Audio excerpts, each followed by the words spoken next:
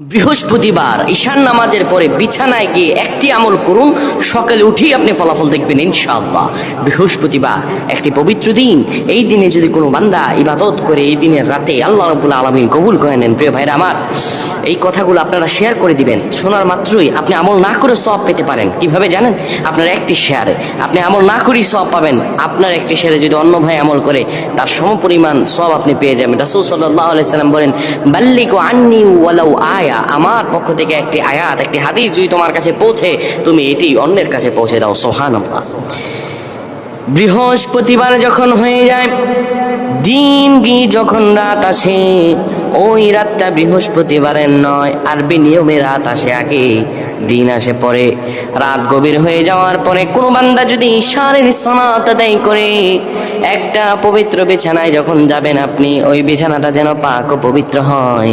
ওই বিছানায় আপনি সুন্দরভাবে বসে যাবেন।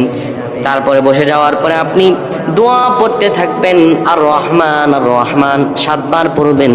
এরপরে পড়বেন আল্লাহুম্মা বিইসমিকা আমুতু ওয়া আহইয়া, ঘুমানোর দোয়া পড়বেন। এরপরে বুকের মাঝে আপনি দুরূদ পড়ে 10 বার মনের আশাগুলো নিয়ে আল্লাহর কাছে দোয়া